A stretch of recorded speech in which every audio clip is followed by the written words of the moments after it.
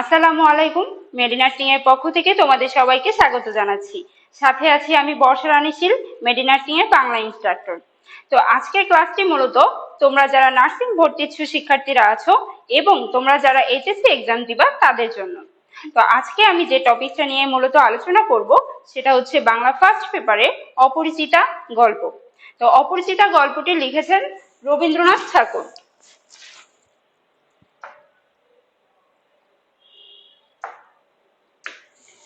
রবীন্দ্রনাথ ঠাকুর রবীন্দ্রনাথ ঠাকুরের প্রথমেই হচ্ছে আমরা একটু কবি পরিচিতিটা জেনে নিই।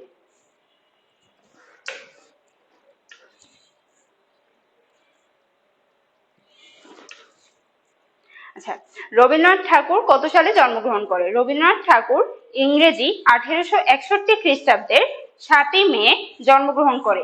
কত সালে? 1861 খ্রিস্টাব্দের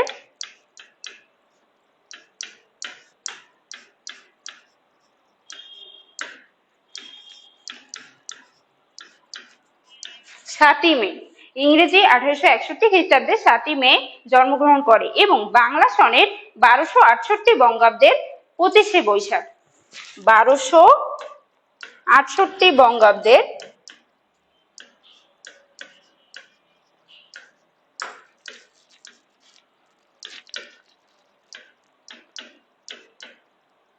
25শে বৈশাখ। তাহলে ইংরেজি হচ্ছে 1861 খ্রিস্টাব্দের 7ই মে এবং বাংলা 1268 বঙ্গাব্দের 25শে বৈশাখ। কোথায় জন্মগ্রহণ করে? কলকাতার জোড়াসাঁকোর ঠাকুর পরিবারে জন্মগ্রহণ করে। কলকাতার জোড়াসাঁকোর ঠাকুর পরিবারে রবীন্দ্রনাথ ঠাকুর জন্মগ্রহণ করে।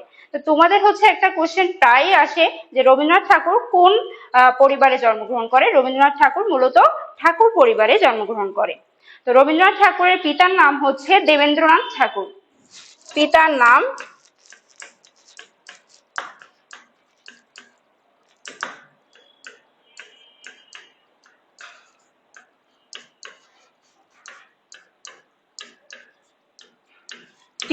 দেবেন্দ্রনাথ ঠাকুর এবং মাতার নাম সারদা দেবী।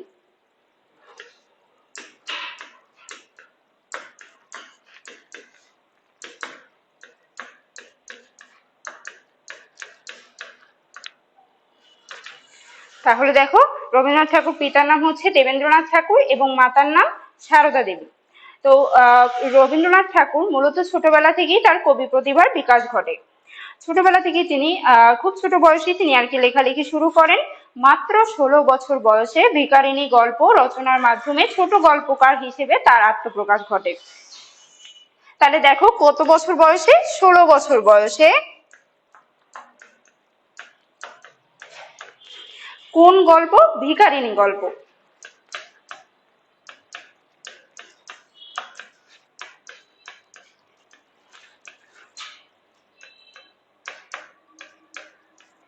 ভিখারিণী গল্প প্রকাশের মাধ্যমে তার আত্মপ্রকাশ ঘটে ছোট গল্প লেখক হিসেবে। তাহলে দেখো, এই জন্য রবীন্দ্রনাথ ঠাকুরকে মূলত ছোট গল্পকার বলা হয়। অর্থাৎ বাংলা, তোমাদের যদি প্রশ্ন আসে যে বাংলায় ছোট গল্পের জনক কে? রবীন্দ্রনাথ ঠাকুর। এই কোশ্চেনটা বেশিরভাগই আসে যে ছোট গল্পের জনক কে? রবীন্দ্রনাথ ঠাকুর। তাহলে বাংলা ছোট গল্পের জনক কে? রবীন্দ্রনাথ ঠাকুর। এরপরে আসি, তাহলে এবার দেখো আমরা রবীন্দ্রনাথ ঠাকুরের কিছু বিখ্যাত সৃষ্টি দেখি। তাহলে রবীন্দ্রনাথ ঠাকুরের কিছু বিখ্যাত উপন্যাস সম্পর্কে এবার আমরা জানি। তাহলে দেখি তার কি কি উপন্যাস রয়েছে।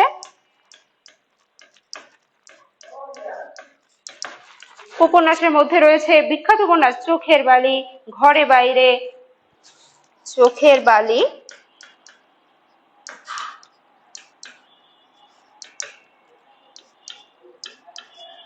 ঘরে বাইরে, গোরা, চতুরঙ্গ, শেষের কবিতা,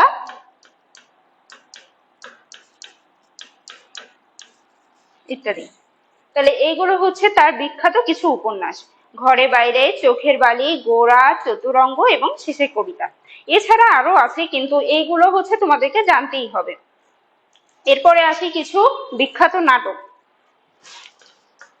তার রচিত কয়েকটি বিখ্যাত নাটকের মধ্যে রয়েছে রাজা, অচলায়তন,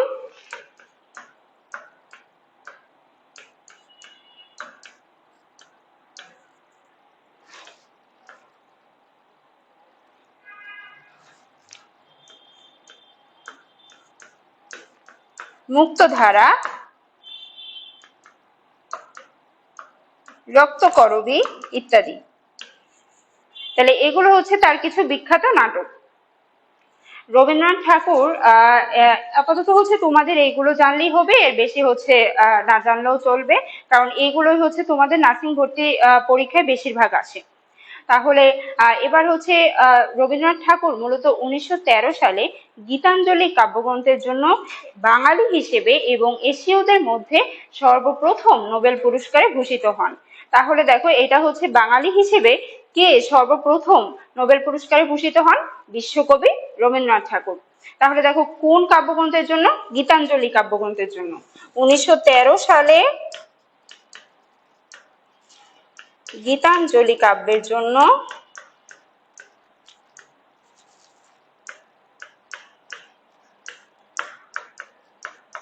তিনি বাঙালি হিসেবে প্রথম এবং এশীয়দের মধ্যে প্রথম নোবেল পুরস্কারে ভূষিত হন।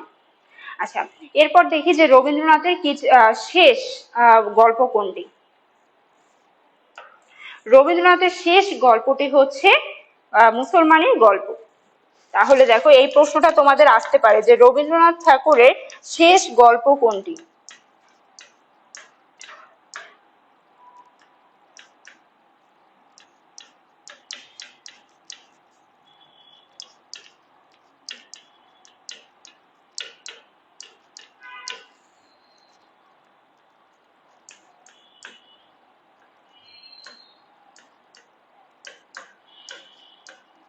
মুসলমানের গল্প, এটাই হচ্ছে তার জীবনের শেষ গল্প।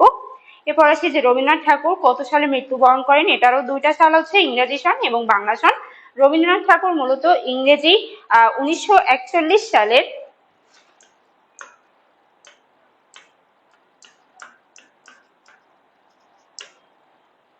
7ই আগস্ট এবং বাংলায় বললে 1348 সালে বঙ্গাব্দের, এটা হবে বঙ্গাব্দ,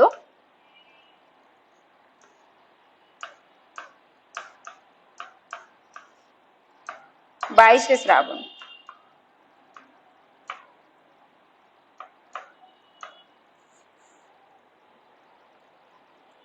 তাহলে দেখো রবীন্দ্রনাথ ঠাকুর ইংরেজি 1941 খ্রিস্টাব্দের 7ই আগস্ট এবং 1348 বঙ্গাব্দের 22শে শ্রাবণ মৃত্যুবরণ করেন এবং মৃত্যুবরণ করেনও সেই যেখানে জন্মগ্রহণ করেছে সেইখানেই, অর্থাৎ জোড়াসাঁকোর ঠাকুর বাড়িতে তার মৃত্যুবরণ করেন। তিনি মাত্র 80 বছর বয়স পর্যন্ত বেঁচে ছিলেন। তাহলে কত বছর বয়স পর্যন্ত বেঁচে ছিল?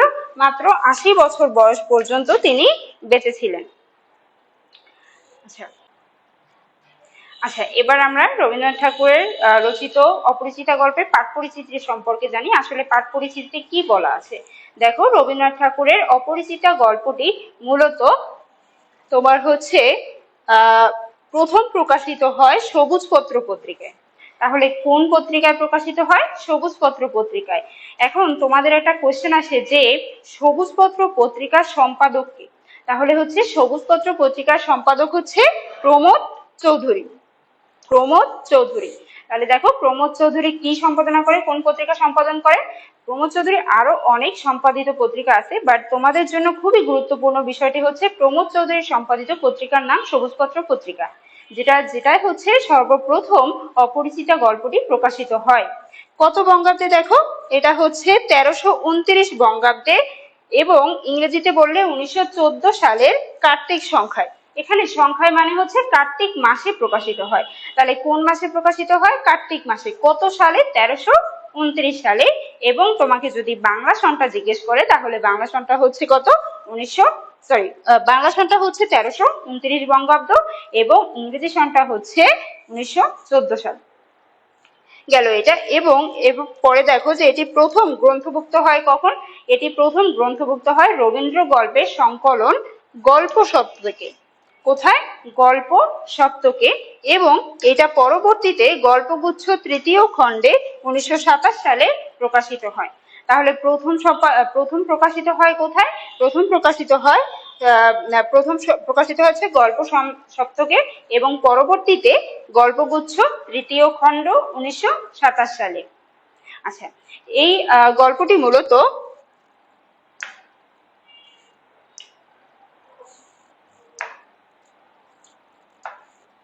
আচ্ছা দেখো, একটু জানি যে এই যে অপরিচিতা গল্পটি মূলত কোন জবানিতে লেখা? এটা মূলত উত্তম পুরুষ জবানিতে লেখা। তাহলে তোমাদের হচ্ছে কোশ্চেন আসে যে অপরিচিতা গল্পটি কোন জবানিতে লেখা? অপরিচিতা গল্পটি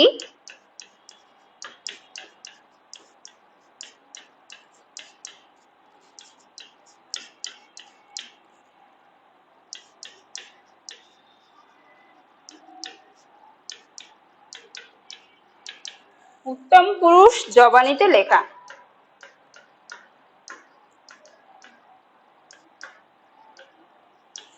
আচ্ছা, এবার আসি যে উত্তম পুরুষটা কি। আমরা অনেকেই আছি যেটা হচ্ছে কোনো ওয়ার্ড আছে যেগুলো আমরা ইংরেজিতে অভ্যস্ত, অর্থাৎ সেটা হচ্ছে বাংলা শুনলে আমাদের মনে হয় যে এটা তো নতুন, এটা তো আমরা আগে কখনো শুনিনি। তো উত্তম পুরুষ মানে হচ্ছে ফার্স্ট পার্সন। কোন পার্সন? First person.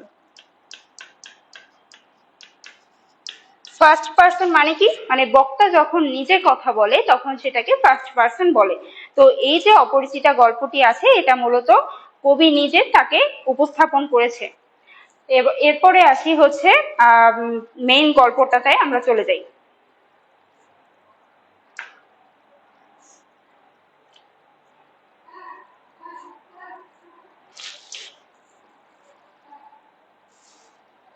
এরপর হচ্ছে দেখো, আমরা কিছু গুরুত্বপূর্ণ ক্যারেক্টার সম্পর্কে জানি। তাহলে আমরা গল্পে যাওয়ার আগে মেইন কিছু ক্যারেক্টার সম্পর্কে জানি। তাহলে প্রথমেই হচ্ছে গল্পের নায়ক। গল্পের নায়ক হচ্ছে অনুপম।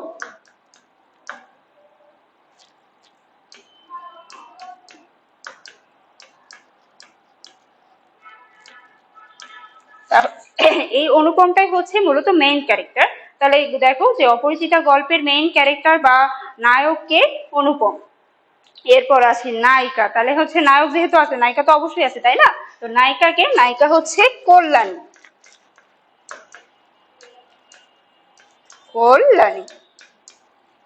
তাহলে আমরা নায়ক নায়িকা পেয়ে গেছি। এখন হচ্ছে আর বাকি যে ক্যারেক্টার গুলো আছে সেটা জানি। তো মেইন ক্যারেক্টার মধ্যে আর যে পড়ে সেটা হচ্ছে অনুপমের মামা। তো মূলত এই গল্পে অনুপমের মামার নাম উল্লেখ নাই, শুধুমাত্র মামাই উল্লেখ আছে, কিন্তু এই অনুপমের মামার যে এক্সাক্ট নামটা সেটা হচ্ছে তোমার গল্পে উল্লেখ নেই। এখানে শুধু মামার সম্পর্কে একটা ইতিহাস জানো, মামাই হচ্ছে যে অনুপমের ভাগ্য দেবতার এজেন্ট, মানে সেই হচ্ছে সবকিছু দেখভাল করে। তো মামা হচ্ছে অনুপমের থেকে বছর 6 বড়। এরপরে আছে আমরা মূল গল্পটায় ফিরে যাই।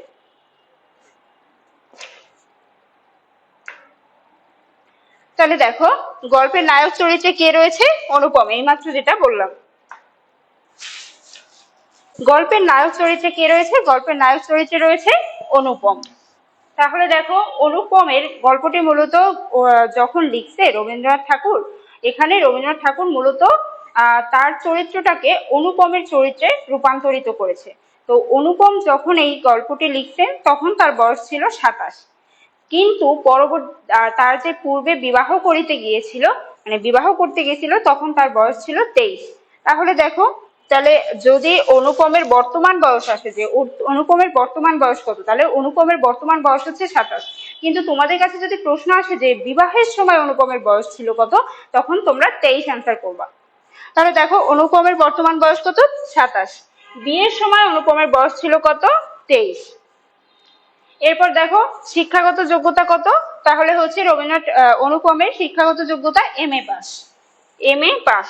এখানে একটা লাইন আছে যে তার শিক্ষা জীবনে যতগুলো পরীক্ষা ছিল তো সবগুলো সে চুকাইয়া আসছে। চুকাইয়া কথাটার মানে হচ্ছে সবগুলো সে ভালোভাবে পরীক্ষা দিয়ে পাশ করে আসছে, কখনো তার কোনো ইয়ারে গ্যাপ যায় নাই। তো এইভাবে হচ্ছে তিনি খুব ভালো স্টুডেন্ট ছিল।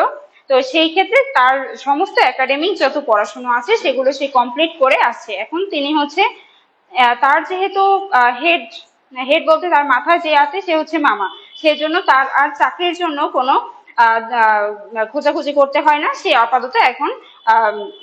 আপাতত এখন ওইভাবেই বসে আছে, যে তার কোনো কাজকর্ম নেই, তার মা যেটা বলে সেটাই হচ্ছে সে শুনে। তো দেখো গল্পের নায়ক চরিত্রে কে রয়েছে? অনুপম। এবং দেখো অনুপম যখন এই গল্পটি রচনা করে তখন তার বয়স ছিল 27, কিন্তু বিবাহের সময় অনুপমের বয়স ছিল কত? 23। তাহলে তোমাদের যদি বর্তমান বয়স জিজ্ঞেস করে, প্রশ্নে যদি আসে যে অনুপমের বর্তমান বয়স কত, সেক্ষেত্রে তোমরা 27 দেখাবা। এবং তোমাদের যদি কোশ্চেন আসে যে বিবাহের সময় অনুপমের বয়স কত ছিল, তখন তোমরা 23 দেখাবা। এবার দেখো যে অনুপমের শিক্ষাগত যোগ্যতা কতটুকু। তাহলে দেখো অনুপমের শিক্ষাগত যোগ্যতা MA পাস, অর্থাৎ তার হচ্ছে বিশ্ববিদ্যালয় খুব ভালোভাবেই কমপ্লিট হয়েছে। এখন হচ্ছে কি, তারপরে দেখো সুন্দর চেহারার জন্য পণ্ডিত মশাই তাকে শিমুল ফুল ও মাকাল ফলের সাথে তুলনা করতো। শিমুল ফুল কি? শিমুল ফুল হচ্ছে এমন একটা ফুল যেটা হচ্ছে দেখতে সুন্দর কিন্তু গন্ধ নেই। এবার ফুলের সৌন্দর্য কোথায়? দেখতেও সুন্দর হতে হবে এবং গন্ধটাও সুন্দর হতে হবে। কিন্তু এই শিমুল ফুলটা কেন অনুপমের সাথে তুলনা করা হয়েছে? যে অনুপম দেখতে শুনতে খুবই ভালো, কিন্তু তার ভিতরে আসলে কোনো গুণই নেই, এই জন্য হচ্ছে শিমুল ফুলের সাথে তুলনা করা হয়েছে। মাকাল ফলটাও ঠিক সেরকম। মাকাল ফলটা হচ্ছে বাহিরে থেকে দেখতে খুবই সুন্দর, কিন্তু ভিতরে হচ্ছে সুস্বাদু এবং দুর্গন্ধযুক্ত, সেটা হচ্ছে কখনোই গ্রহণ করা যায় না। তো পণ্ডিত মশাই মূলত অনুপমের সুন্দর চেহারার জন্য বিদ্রূপ করিতেন, এবং বিদ্রূপ করে মূলত এই যে শিমুল ফুল এবং মাকাল ফলের সাথে তুলনা করেছিল। এরপর দেখো তাকে অন্নপূর্ণার কোলে গজাননের ছোট ভাই বলা হয়। এবার আসে যে এখানে একটা, এই লাইনটা হচ্ছে তোমাদের যারা HSC আছো তোমাদের খ নাম্বার প্রশ্নে আসে যে অন্নপূর্ণার কোলে গজাননের ছোট ভাইটি বলতে, এই লাইনটি বলতে কি বোঝায়? এই লাইনটি একটু বিশ্লেষণ করি।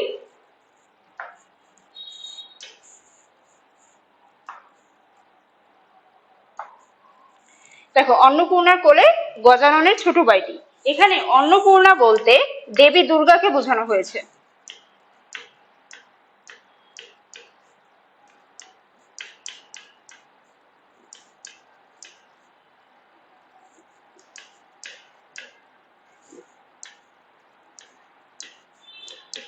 তাহলে দেখো অন্নপূর্ণা বলতে কাকে বোঝানো হয়েছে? দেবী দুর্গাকে বোঝানো হয়েছে। তো দেবী দুর্গার দুইজন ছেলে আছে। দুজন ছেলে নাম কি? অগ্রজ গণেশ এবং অনুজ কার্তিক।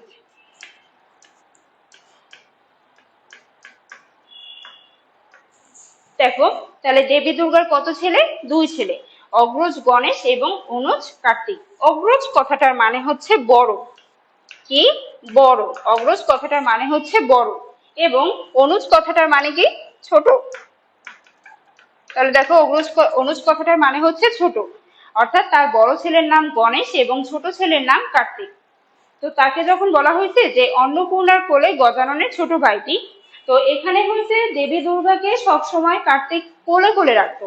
দেবী দুর্গা সবসময় কার্তিককে কোলে কোলে করে মানুষ করতো, এবং গণেশ অতটা কোলে ছিল না। দেখবা ছোটবেলায় যারা দেখতে শুনতে সুন্দর হয় তাদেরকে একটু সবাই কোলে কোলে কোলে কোলে করে রাখে, কারণ তারা দেখতে সুন্দর সেই জন্য। ঠিক তেমনি কার্তিকও দেখতে শুনতে সুন্দর ছিল, সেই জন্য হচ্ছে সবাই তাকে বেশি ভালোবাসতো এবং সবাই তাকে কোলে কোলে রাখতো। এখানে ঠিক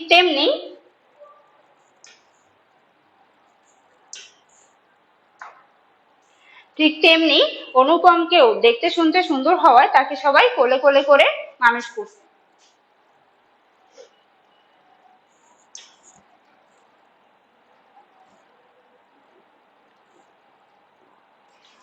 এরপর আসি দেখো অনুপমের পিতা। আচ্ছা, অনুপমের পিতা কে ছিল? এখানে অনুপমের পিতা মূলত গরিব ছিলেন। অনুপমের পিতার নাম এখানে উল্লেখ করা নেই, কিন্তু অনুপমের পিতার অবস্থা কিরকম ছিল? গরিব ছিল, কিন্তু তার পেশা কি ছিল? ওকালতি। এক সময় তারা গরিব ছিল, কিন্তু ওকালতি করার পরে তারা হচ্ছে অনেক অনেক টাকার ইনকাম করা শুরু করে।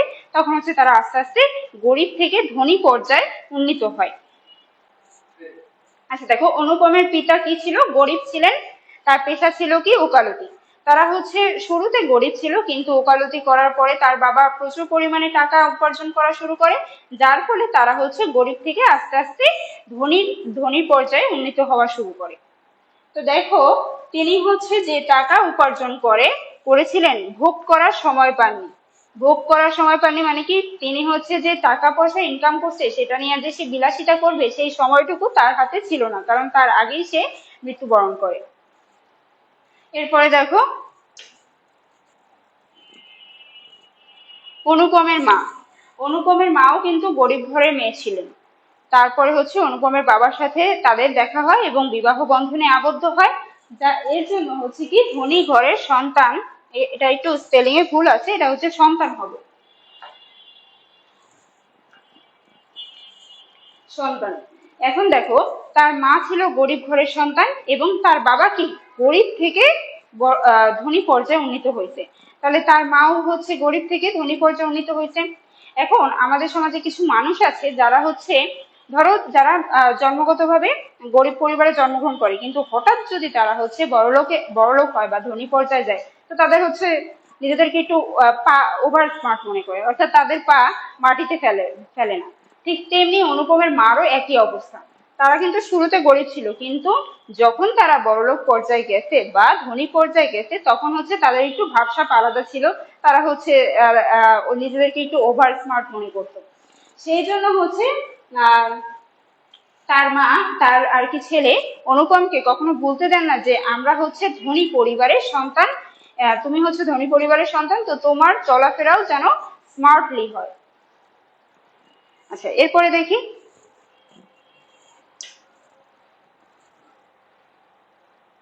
তো দেখো মেনে চল, এখানে হচ্ছে কি বলছে যে অনুপম মূলত দুজনের কথা অনুযায়ী চলে। এক হচ্ছে তার মামা এবং সেকেন্ড হচ্ছে তার মা, অর্থাৎ তার নিজস্ব কোনো স্বাধীনতা নেই। তার মা এবং তার মামা যেটা বলবে, যা করতে বলবে সেই অনুযায়ী হচ্ছে অনুপম চলাচল করে। অর্থাৎ অনুপমের কোনো নিজস্ব কোনো কিছু নেই যে আমি এটা করব, আমি এখানে যাব, সেগুলো হচ্ছে সব ডিপেন্ড করবে যদি তার মা এবং তার মামা পারমিশন দেয়, তাহলেই সে ওই কাজটি করতে পারবে, নচেত নয়। আচ্ছা, এরপরে দেখি,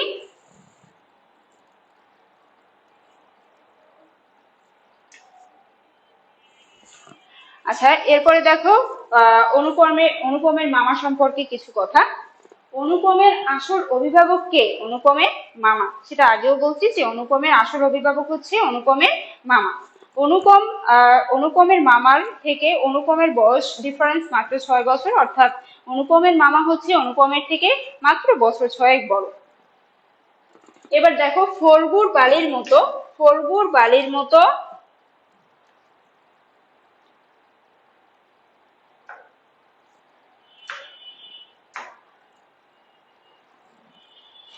বালির মতো সংসারটাকে আগলে রেখেছেন কে? অনুপমের মামা।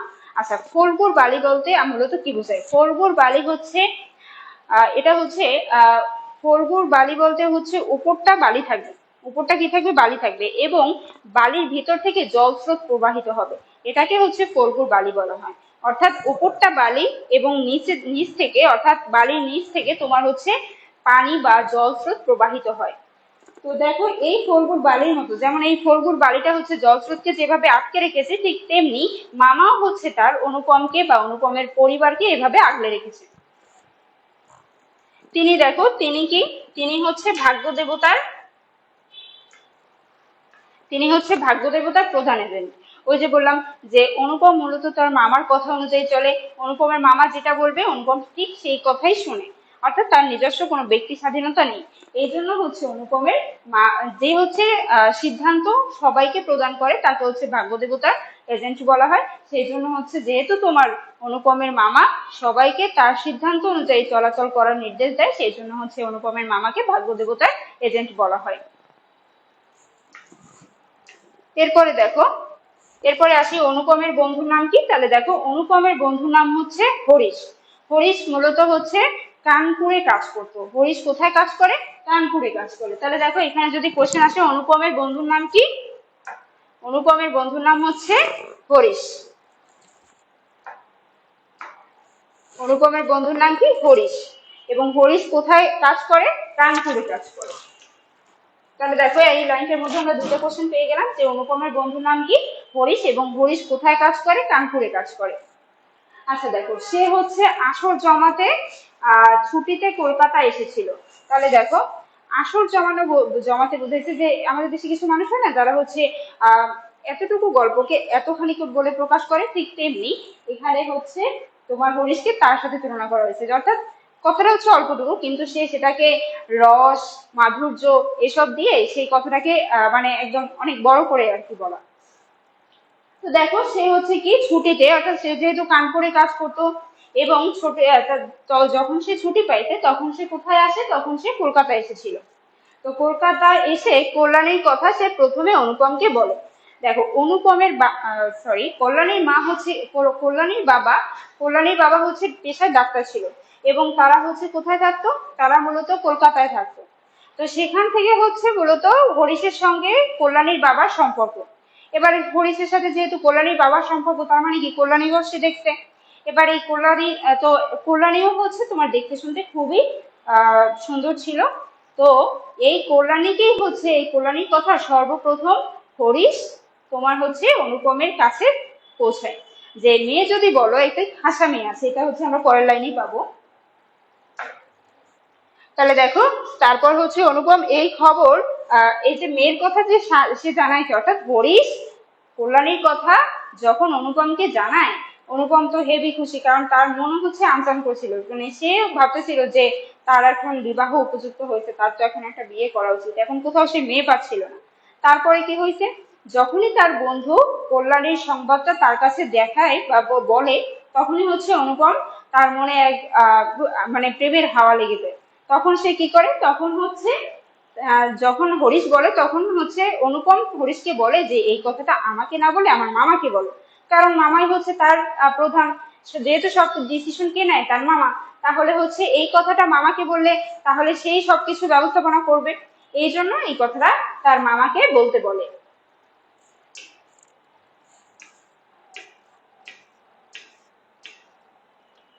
এরপরে আসি, দেখো অনুপমের পিস্তুত দাদা। তাহলে পিস্তুত দাদার নাম কি? বিনু দাদা। তাহলে অনুপমের পিস্তুত দাদার নাম বিনু দাদা। এই কোশ্চেনটা তোমাদের আসে যে অনুপমের পিস্তুত দাদার নাম কি?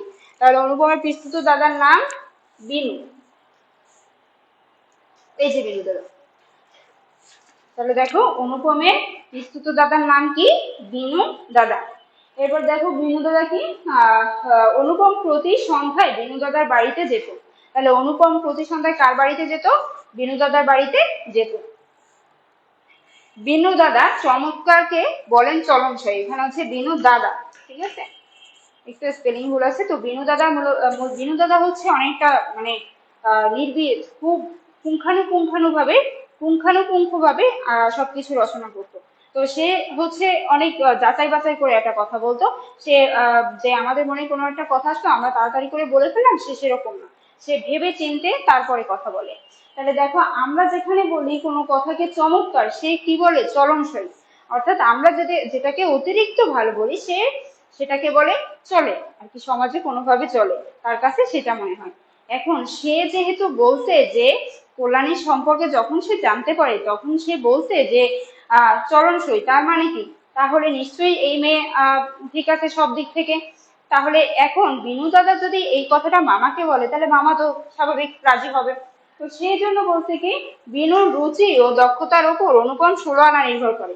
অর্থাৎ বিনু এতটাই নির্ভীকভাবে বিচার করে যে তার উপর ফুললি, অর্থাৎ চোখ বন্ধ করে বিশ্বাস করা যায়। তো এই বিশ্বাসটা কে করেছে? অনুপম নিজে করেছে।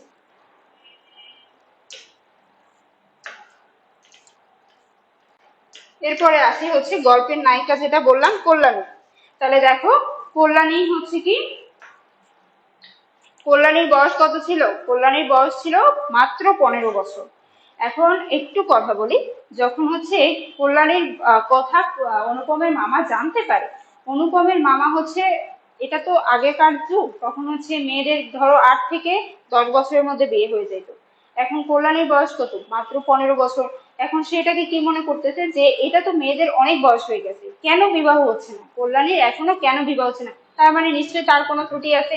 মানে আগের যুগে হয়তো কি 8 থেকে 10 বছরের মধ্যেই হচ্ছে তোমার মেয়েদেরকে বিবাহ হয়ে যাইত। এবং ছেলেদের ক্ষেত্রে সর্বোচ্চ হচ্ছে 15 বছর। তাহলে দেখো ছেলেদের যে বয়সে বিয়ে হইতো সেই বয়সটা কল্যাণী চলে আসছে 15 বছর। তার মধ্যে মেয়ের তাহলে হচ্ছে কি মেয়েটার মধ্যে নিশ্চয়ই কোনো ত্রুটি আছে। সেই জন্য হচ্ছে তার মামার মধ্যে একটা সন্দেহ জাগে যে কেন এখনো মেয়ে কল্যাণী বিয়ে হচ্ছে না। তো তারপরে হচ্ছে অনেক ভাবনা চিন্তা করে এবং হচ্ছে খোঁজ খবর লাগায়, অর্থাৎ কল্যাণীর বাড়িতে গিয়ে সেখানে আশেপাশে সবার কাছে জিজ্ঞেস করে যে কেন এই মেয়ের কি কোনো ত্রুটি আছে, কেন এই 15 বছর বয়সেও মেয়ের বিয়ে হচ্ছে না। তারপরে সে খোঁজ খবর নেয়, কিন্তু দেখে যে না, সব দিক থেকে ঠিকই আছে। এটা হচ্ছে তার হয়তো সব পাত্র পাচ্ছিল না বিধায় তার হচ্ছে বিয়ে হচ্ছিল না, সেই জন্য। তাহলে দেখো আর কল্যাণীর চরিত্রটা কিরকম। কল্যাণী হচ্ছে কি সহজ, দীপ্তি নির্মল। দীপ্তি মানে কি চোখ, চোখ অত্যন্ত নির্মল এবং সে সহজ সরল ছিল এবং সৌন্দর্যে সুচিতা অপূর্ব, অর্থাৎ সে একদম সব দিক থেকে পরিপূর্ণ ছিল। চেহারা বা চলন বলন যেটাই বলো না কেন, সে হচ্ছে সব দিক থেকে পরিপূর্ণ। আচ্ছা, এরপরে দেখো এটা হচ্ছে একটা এমসিকিউ যে ট্রেনে দেখার সময় কল্যাণীর বয়স কত ছিল, 16 কিংবা 17। যদি তোমাদের অপশনে 15, ধরো 14, 15, 16 এরকম 18 আসলো, তখন তোমরা 16 দাগাবা। 16, 17 কখনো দুইটা একসাথে আসবে না, হয় 16 আসবে না হয় 17 আসবে। তো যেটা আসবে সেটা দাগাবা, 16 থাকলে 16 দাগাবা, 17 থাকলে 17 দাগাবা।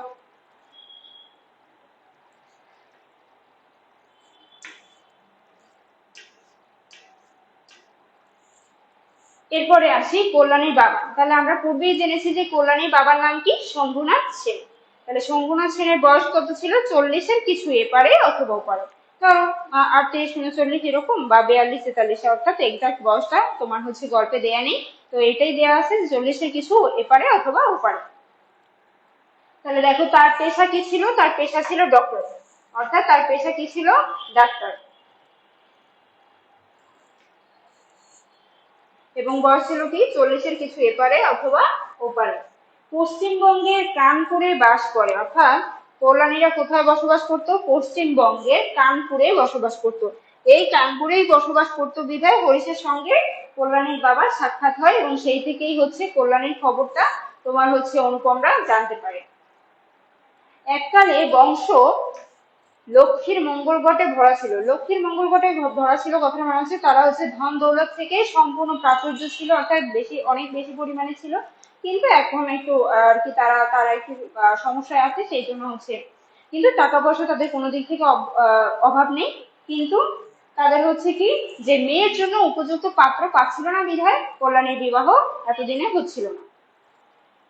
তাহলে দেখো বিয়ের মাত্র 3 দিন পূর্বে অনুপমকে আশীর্বাদ করেন, অর্থাৎ শম্ভুনাথ সেন বিয়ের 3 দিন পূর্বে অনুপমকে প্রথম দেখে এবং প্রথম দেখেই হচ্ছে অনুপমকে পছন্দ করে, তারপর হচ্ছে তাদের আশীর্বাদ হয়।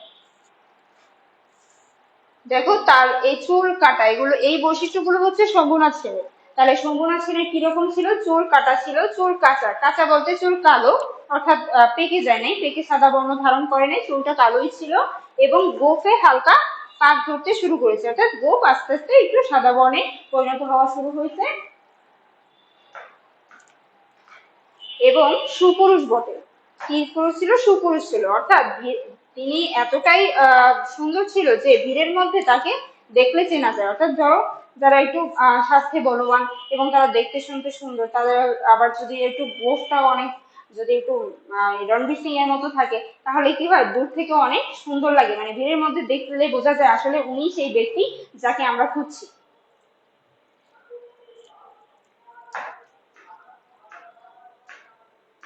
এরপর দেখো আমরা কিছু গল্প থেকে তথ্য জানি। তো গল্পে দেখো প্রথম হচ্ছে কি, বিয়ে উপলক্ষে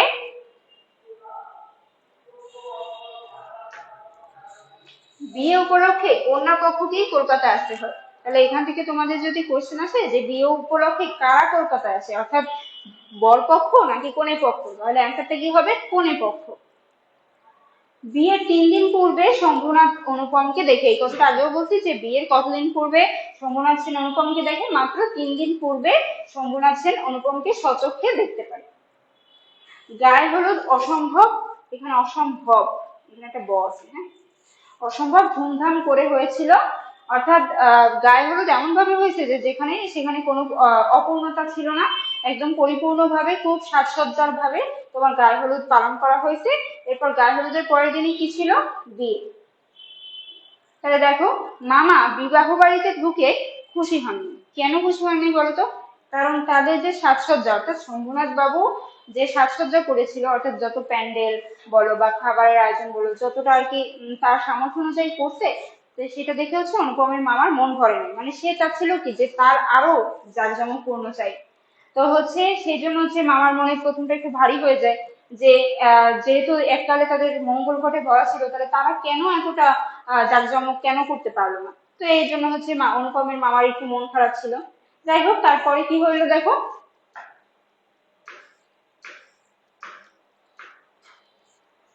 এরপরে হচ্ছে কি, যেহেতু দেখো যে জাঁকজমক একটু কম ছিল, সেই জন্য অনুপমের মামার মধ্যে একটা প্রশ্ন জাগলো যে এখানে যেহেতু জাঁকজমক কম আছে, তার মানে কি মেয়ের যে যতগুলো গয়নাগাটি দেওয়ার কথা ছিল, অর্থাৎ যৌতুক প্রথা, মানে বিয়ের শুরুর পূর্বে হচ্ছে যে তাদের মধ্যে কিছু যৌতুক প্রথা নিয়ে আলোচনা করা হয়। তো যে যে যৌতুক চাচ্ছিল তারা, সেই কি যৌতুক সবগুলো দিয়েছিল কিনা। তো এই জন্য সে পরাগ করার জন্য সে সাথে করে শ্যাকরাকে নিয়ে আসে।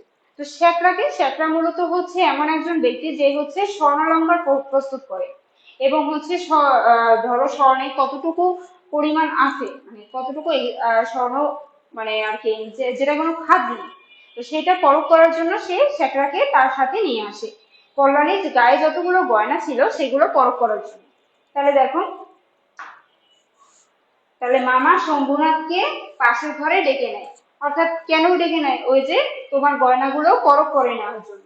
শম্ভুনাথকে গামছায় বাঁধা গহনা তক্তপোষের ওপর রেখেছিল পরিমাণ করতে। তক্তপোষ বলতে খাট, হ্যাঁ, তো তার বা চৌকি, এক কথা বলতে গেলে চৌকি বুঝে, চৌকি। তাহলে সে করছে কি, শম্ভুনাথ সেন মেয়ের গায়ে থেকে, অর্থাৎ কল্যাণী যেহেতু বিবাহ ছিল, তো সবগুলো গয়না কল্যাণীর পরা ছিল আর কি। তারপর সেই গয়নাগুলো সে খুলে গামছায় করে নিয়ে আসছিল। কেন?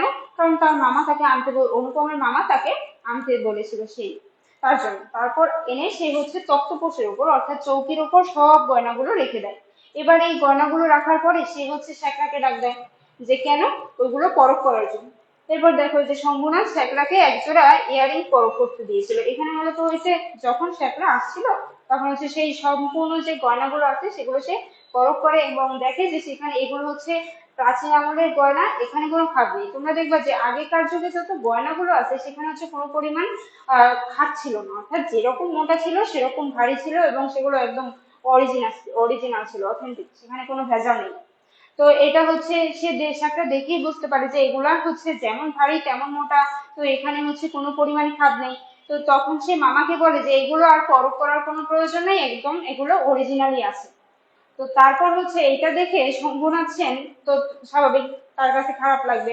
তো সেই জন্য হচ্ছে কি, তাকে আহ, যখন অনুপমরা হচ্ছে কল্যাণীকে আশীর্বাদ করতে আসে, তখন হচ্ছে কল্যাণীকে আশীর্বাদ করার পরে একজোড়া ইয়ারিং দিয়ে যায়। এবার ওই ইয়ারিংটা হচ্ছে ওই গামছায় বাঁধা গয়নার ভিতরেই ছিল। তো সেই ইয়ারিংটা হচ্ছে কি করছে, শম্ভুনাথ সেন শ্যাকরাকে পরখ করতে দেয় যে এই ইয়ারিং এ দেখো কতটুকু সোনা আছে। তো তারপরে হচ্ছে শ্যাকরা কি করলো, এটা পরখ করলো, এবং এটা সে তারপরে সে বললো যে ইহা বিলাতি মাল। বিলাতি মাল বলতে এগুলো বিদেশি মাল।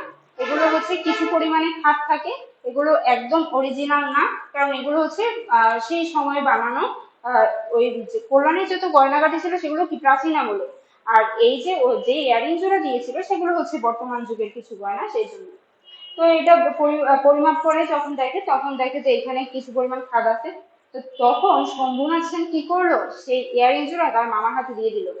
বললো যে নেন, এটা হচ্ছে আমাদের কোনো প্রয়োজন নেই, এটা আপনি আপনাদের গয়না আপনারাই নেবেন। এবার এটা দেখে হচ্ছে তোমার অনুপমের মামা স্বাভাবিক রাগ করছে যে আমাদের গয়না কেন আমাকে ফেরত দেওয়া হলো। তারপরে দেখো হচ্ছে এই যে এই পরের লাইনটাই আছে, শম্ভুনাথ ইয়ারিং জোড়া মামাকে দিয়েছিল কারণ এই ইয়ারিং দিয়েই তারা কি কন্যাকে আশীর্বাদ করেছিল।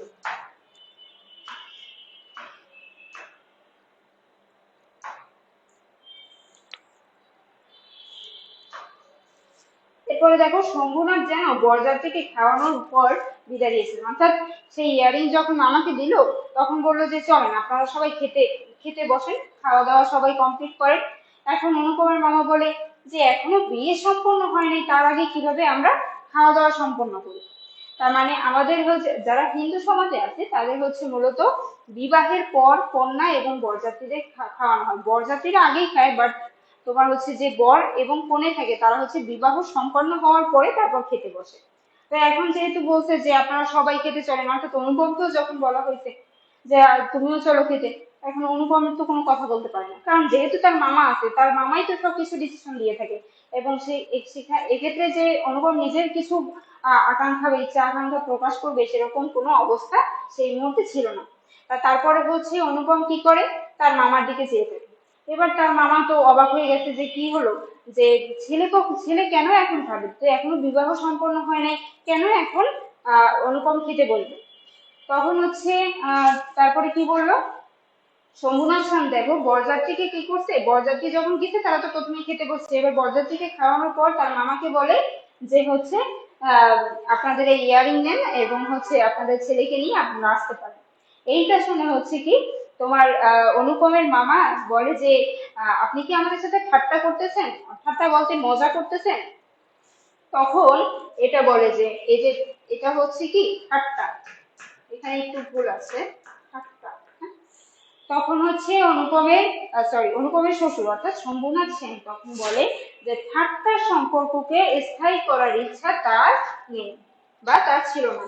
এটা হচ্ছে তোমার এইচএসসি ব্যাচ যারা আছে তোমাদের হচ্ছে খ নম্বর প্রশ্ন এটা আছে অনুধাবনমূলক প্রশ্ন, যে ঠাট্টার সম্পর্ককে স্থায়ী করার ইচ্ছা তার ছিল না, এই লাইনটি দ্বারা কি বোঝায়।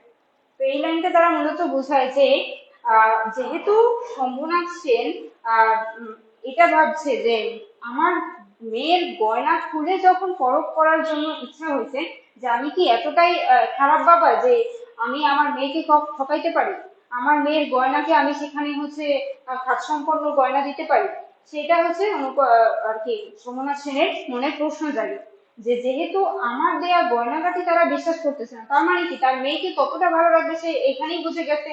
তার জন্য হচ্ছে তোমার সে বলতে যে ঠাট্টার সম্পর্ককে স্থায়ী করার ইচ্ছা তার নেই। এই কথাটা কে বলে, শম্ভুনাথ সেন। এরপরে দেখো কল্যাণী কি করছে, এবার হচ্ছে যে কল্যাণী তো ওইখানেই তোমার বিয়ে দিয়ে সম্পূর্ণ শেষ, এরপর মামা একদম হচ্ছে প্যান্ডেল সবকিছু চেয়ার টেয়ার উল্টায় পালায়া তারপর হচ্ছে তারা সেখান থেকে বের হয়ে যায়। মানে যখন আসছিল কত জাঁকজমকপূর্ণ তোমার বাদ্যযন্ত্র বাজায়া তারপরে হচ্ছে এনেছিল, কিন্তু যখন যায় তখন হচ্ছে একদম নীরব, সবকিছু ভেঙে চুরে তারপর হচ্ছে সেখানে রাগান্বিত ভাবে বের হয়ে যায়। তো তখন হচ্ছে কি তখন এই বিষয়টা হচ্ছে কন্যাপক্ষ এবং বরপক্ষ দুইটার মধ্যে অনুপমের খুবই খারাপ লাগছে, এবার এদিকে কল্যাণীরও খুব খারাপ লাগছে। তো তখন থেকে কল্যাণী একটা ব্রত নেয় যে সে কখনো আর বিবাহ বন্ধনে আবদ্ধ হবে না। তাহলে সে কি করবে, সে হচ্ছে নারীদেরকে শিক্ষাব্রত করার জন্য আর কি সে কাজ করবে, যে নারীদের কিভাবে আত্মমর্যাদা সম্পন্ন করা যায়, কিভাবে হচ্ছে নারীরা নিজের পায়ে নিজে দাঁড়াতে পারে, সেই শিক্ষায় ব্রতী হতে চেয়েছিল। তাহলে দেখো এখানে কল্যাণী বিয়ে না করার পণ নিয়েছিল, তাহলে দেখো কে বিয়ে না করার পণ নিয়েছিল, কল্যাণী বিয়ে না করার জন্য পণ করেছিল। এবার দেখো অনুপম হচ্ছে কি তার মাকে নিয়ে তীর্থে চলেছিল, অর্থাৎ যখন বিয়ে টিয়ে নিয়ে যায় তখন হচ্ছে সবরমা মহার্ঘ, তারপরে কিছুদিন পরে আর কি অনুপম হচ্ছে তার মাকে নিয়ে কোথায় যেতে চাচ্ছিল, তীর্থে। তীর্থ বলতে বোঝায় যে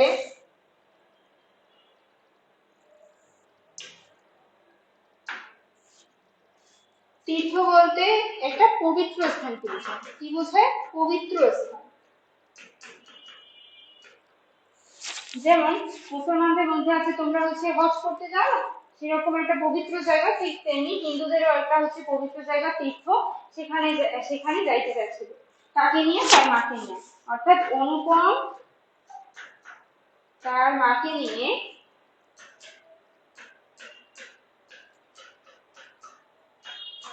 তীর্থে যাচ্ছিল।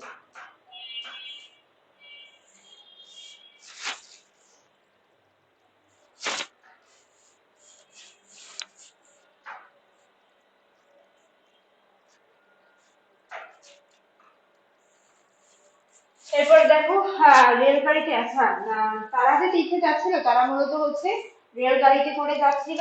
তো প্রথমে হচ্ছে অনুপম ফার্স্ট ক্লাস গাড়িতে ওঠে। কোথায় ওঠে? ফার্স্ট ক্লাস গাড়িতে। তো সেখানে হচ্ছে তারা টিকিট কাটছিল। এবার তারা ফার্স্ট ক্লাস গাড়িতে উঠে ঘুমাচ্ছিল। এরপরে দেখো, এবার তারা যখন ফার্স্ট ক্লাস গাড়িতে উঠে তখন হচ্ছে কিছু দূর যাওয়ার পরে তারা হচ্ছে ফার্স্ট ক্লাস গাড়িটা ত্যাগ করে। তারপরে হচ্ছে কোথাও এরপরে হচ্ছে কারণ কেন ত্যাগ করে, কারণ হচ্ছে সেখানে আগে থেকে তাদের সিটগুলো রিজার্ভ করা ছিল। কারা করেছিল? কোনো এক সরকারি কর্মকর্তা, যারা হচ্ছে ওইখানে ফৌজদারি আর কি, ফৌজদারি সেনা সৈন্য, ফৌজদারি একজন সৈন্য ছিল। তিনি হচ্ছে অনেক মহান একজন ব্যক্তি। তার জন্য হচ্ছে ওই সিটগুলো বুকিং করা ছিল আগে থাকতে। তো এটা হচ্ছে আর কি অনুপম জানতো না যে ওই সিটটা বুকিং করা। তারা হচ্ছে ফার্স্ট ক্লাস গাড়িতে এসে উঠছিল।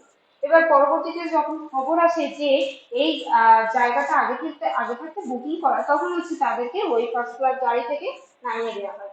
এরপরে হচ্ছে তারা কি করে? তারা সেকেন্ড ক্লাস গাড়িতে ওঠে। এবং এই কথাটা মনে রাখবা যে সেকেন্ড ক্লাস গাড়িতেই হচ্ছে অনুপমের সাথে কল্যাণীর আবার দেখা হয়। তাহলে কোথায় দেখা হয়? প্রথম দেখা হয়, আবার না, সরি, প্রথম দেখা হয় কোথায়? দেখা হয় সেকেন্ড ক্লাস গাড়িতে। তাহলে দেখো এখানে বলছে কি, শিগগির চলে আয়, এই গাড়িতে জায়গা আছে, উত্তেজিকার কল্যাণী। তাহলে হচ্ছে শিগগির চলে আয়, এই গাড়িতে জায়গা আছে। অর্থাৎ কল্যাণী হচ্ছে তোমার ট্রেনে সিট খুঁজতেছিল যে আসলে কোথায় বসা যায়, কারণ তার সাথে কিছু ছোট ছোট ছেলে মেয়ে ছিল। তো তারা হচ্ছে ওইখানে গিয়েছিল এবং তারপরে হচ্ছে তারা সেকেন্ড ক্লাস গাড়িতে ওঠে। তারপরে হচ্ছে কি, কল্যাণীরা ফার্স্ট হচ্ছে সেকেন্ড ক্লাস গাড়িতে ছিল। এরপর অনুপম যখন ফার্স্ট ক্লাস গাড়ি থেকে নামিয়ে দেওয়া হয়, তখন অনুপম আর তার মা মিলে হচ্ছে এরপরে তারা কোন রেলওয়ে স্টেশনে যাবে, কোন রেলগাড়িতে উঠবে, সেটা নিয়ে হচ্ছে তারা চিন্তা ভাবনা করতেছিল যে কোথায় যাওয়া যায়। কারণ এই জায়গাটা নতুন, তারা আগে থাকতে চিনে না, জানে না, সেই জন্য। এরপরে হচ্ছে যখন হচ্ছে একটা আওয়াজ শুনে যে শিগগির চলে আয়, এই গাড়িতে জায়গা আছে, এবার এই লাইনটা শোনার পরে অনুপমের মনে হচ্ছে, এই লাইনটা তার মনে বাজতেছে যে এটা একটা গান হচ্ছে। মানে এত সুন্দর ভয়েস করে কল্যাণী বলেছিল, যার জন্য তার মনে হচ্ছিল যে এটা কোনো একটা গান। এত সুমধুর কণ্ঠে কে বলে যে এই গাড়িতে জায়গা আছে। তারপরে সে কি করে? অনুপম তার মাকে নিয়ে আসে এবং সেকেন্ড ক্লাস গাড়িতে বসে। অর্থাৎ কল্যাণীদের অপোজিটে তোমার অনুপমরা বসে। এখন দেখো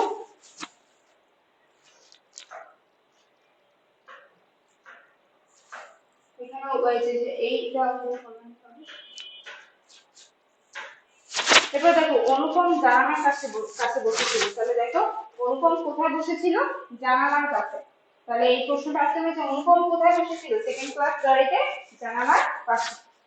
এরপর দেখো অনুপম তার মাকে নিয়ে, ওই যেটা বললাম সেটা হচ্ছে তোমার এখানেও আছে,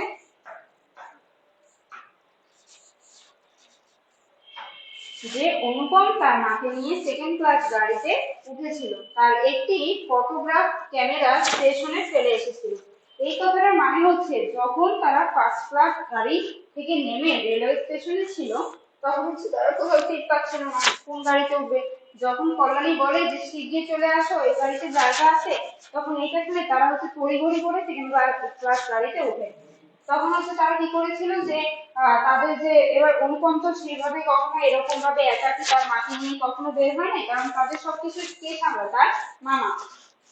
তো সেই জন্য হচ্ছে অনুপম কি করে, অনুপম হচ্ছে তড়িঘড়ি করে হচ্ছে সেকেন্ড ক্লাস গাড়িতে উঠায়। এবার তাদের যত ব্যাগপত্র আছে সেটা কি করে, সেটা হচ্ছে কল্যাণী রেলওয়ে স্টেশনে যে কুলি যারা থাকে তাদেরকে দিয়ে অনুপমের যত ব্যাগ আছে সেগুলো হচ্ছে সেকেন্ড ক্লাস গাড়িতে উঠায়। কিন্তু তারা হচ্ছে কি তাড়াতাড়ি করতে গিয়ে এই যে একটা ফটোগ্রাফ মেশিন, অর্থাৎ ফটোগ্রাফ তোলার যে ক্যামেরাটা, সেটা হচ্ছে স্টেশনে ফেলে আসে ভুলে। তাড়াতাড়ি করে উঠতে যেয়ে এটা হচ্ছে ভুলে ফেলে আসে। তাহলে দেখো এখানে যদি কোশ্চেন আসে যে স্টেশনে কি ফেলে আসা হয়েছিল, একটা ফটোগ্রাফ তোলার ক্যামেরা, এটা ফটোগ্রাফ তোলার ক্যামেরা। এরপরে আসি দেখো,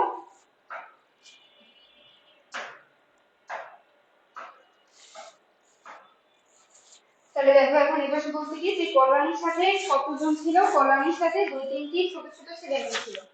পরের স্টেশনে পৌঁছে খাবারওয়ালাকে ডেকে চা আনবে। পরের স্টেশন বলতে হচ্ছে সেকেন্ড ক্লাস স্টেশন কি বোঝানো হয়েছে, তখন তারা পৌঁছেছে, দেওয়া হচ্ছে চালান। চালান বলতে এটা আমি বলতে যে তারা যারা যে এখানে আছে না, যে তোমার রেল স্টেশনে অনেক হচ্ছে হকাররা বিক্রি করে চানাচুর শসা তো অন্য কিছু তো তাদেরকে হচ্ছে কলোনি ডাক দেয় এবং চানামুখ কেনার জন্য।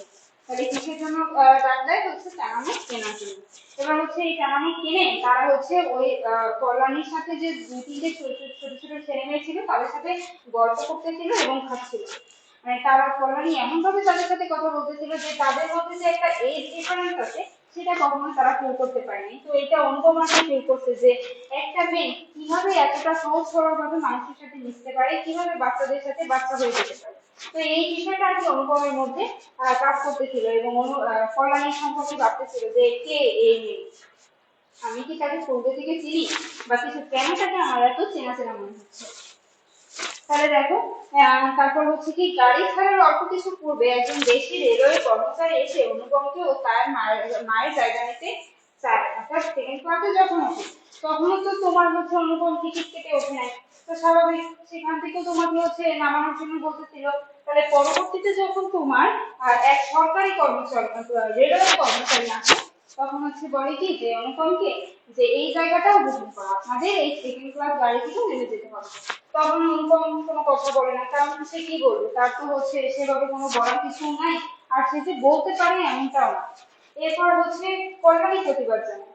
কল্যাণী বলে যে এই জায়গাটা হচ্ছে যে টিকিট কেটেছে তার টিকিট দেন আমাকে, যে আমি দেখবো সেই টিকিটটা যে সে আদৌ টিকিটটা কেটে রাখছে নাকি কাটে না, সেটা হচ্ছে তোমার কল্যাণী তরফ করে দেখবে। তারপর দেখো কি হচ্ছে, কল্যাণী কি করে নাম লেখার টিকিটটি তোমার হচ্ছে প্ল্যাটফর্মে ছিঁড়ে দেয়। আচ্ছা দেখো তারপর কি হলো যে মায়ের জায়গা নিতে চাইলে কল্যাণী বাধা দেয় এবং কল্যাণী বলে যে আপনাদের টিকিট আমি দেখতে যাচ্ছি। তারপর কি করে দেখো কল্যাণী হচ্ছে তোমার সেই নাম লেখা টিকিটটি প্ল্যাটফর্মে ছিঁড়ে ফেলে। অর্থাৎ এটা কেন হয় এখানে একটু কথা বলি। কল্যাণী যখন ওই টিকিটটা দেখতে পায় তখন হচ্ছে ওই টিকিটটা দেখার জন্য সে হচ্ছে রেলওয়ে স্টেশন থেকে নেমে যায় এবং যে তোমার হচ্ছে গাড়ি থেকে একদম নেমে যায়, রেলওয়ে গাড়ি থেকে নেমেছে। তারপর যে স্টেশন ছিল সেই স্টেশন মাস্টারে যে ওইখানে একজন ইংরেজি কর্মকর্তা ছিল, তো তার কাছে যাই বলে যে এই যে এখানে পূর্ব থেকে যে বুকিং করা সেটা হচ্ছে প্রমাণ টিকিটটা, কিন্তু এই টিকিটটা মানে তার কাছে পছন্দ হয়নি বলতে এই টিকিটটা ভুল টিকিট। অর্থাৎ সে আগে থাকতে কোনো রিজার্ভ করে নাই, যাতে একটা মানে ফলস রিপোর্ট আর কি শো করে। তো তার জন্য হচ্ছে কি করে যে কল্যাণী হচ্ছে সেই ইংরেজি কর্মকর্তাকে ব্যাপারটা বুঝাই বলে এবং তার পরবর্তীতে সে কি করে সেই প্ল্যাটফর্মে তোমার ওই লেখা টিকিটটা ছিঁড়ে ফেলে দিয়ে তারপর ওইখান থেকে চলে আসে এবং এসে তোমার সেকেন্ড ক্লাস গাড়িতে ওঠে এবং হচ্ছে অনুপমকেও তোমার ওই সেকেন্ড ক্লাস গাড়ি থেকে বের হতে বাধ্য হয়েছে, আপনারা এখানে আসেন, এখানেই বসেন, এখান থেকে আপনাদের চলে যেতে হবে না। এরপরে দেখো কি হয়েছে, তাহলে এরপরে হচ্ছে তোমার গাড়িটা কোথায় সে থামছে, কানপুরে। এটা কিন্তু খুবই ইম্পর্টেন্ট একটা কোশ্চেন যে তোমার হচ্ছে রেলওয়ে স্টেশন থেকে অর্থাৎ সেকেন্ড ক্লাস রেলওয়ে স্টেশন থেকে গাড়িটি কোথায় থেমেছিল, অর্থাৎ রেলওয়ে গাড়িটি কোথায় থেমেছিল, কোথায় তোমার কানপুরে থেমেছিল। এরপর দেখো কল্যাণী জিনিসপত্র নিতে একটা হিন্দুস্তানি, এটা হচ্ছে হিন্দুস্তানি, ঠিক আছে,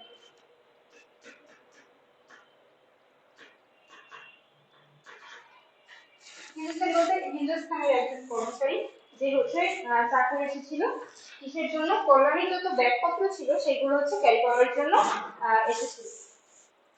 এরপরে দেখো সে কি বলছে যে কল্যাণী বিবাহ ভাঙার পরে কল্যাণী কিসের জন্য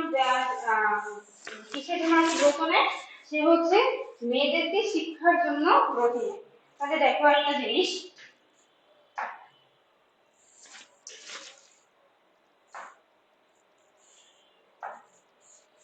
এই গল্পটি থেকে মূলত আমরা তিনটা উপজীব্য বিষয় সম্পর্কে জানতে পারি। ফার্স্ট অফ অল হচ্ছে বাল্যবিবাহ। কি জানতে পারি, বাল্যবিবাহ, কারণ তখনকার যুগে মাত্র 15 বছর বয়সে, 15 বছর এটাই নিয়ে তোমার হচ্ছে বেশি ধরে নেওয়া হতো, তার মানে বুঝো তাহলে এর আগেও মেয়েদেরকে বিয়ে দিয়ে দেওয়া হতো, এটা হচ্ছে তোমার মেন। তো বাল্যবিবাহ হচ্ছে এখানে একটা মেন উপজীব্য বিষয়। তারপর সেকেন্ড হচ্ছে যৌতুক প্রথা।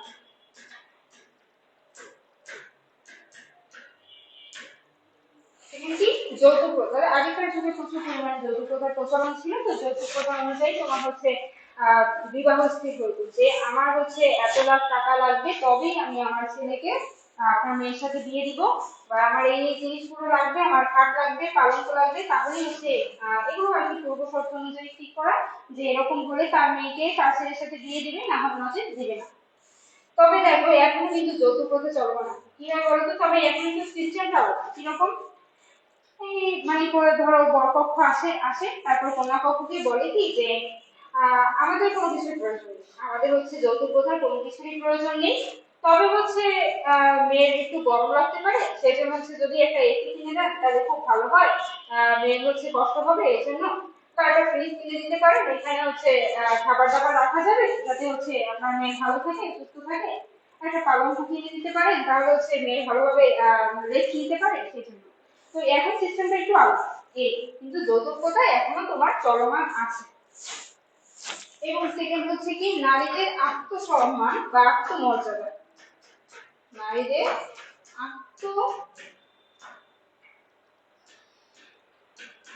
আত্মমর্যাদা, অর্থাৎ নারীদেরকে তোমার শিক্ষায় ব্রতী হওয়ার জন্য আর কি শপথ নেওয়া। কিসের জন্য? শিক্ষায় ব্রতী হওয়ার জন্য।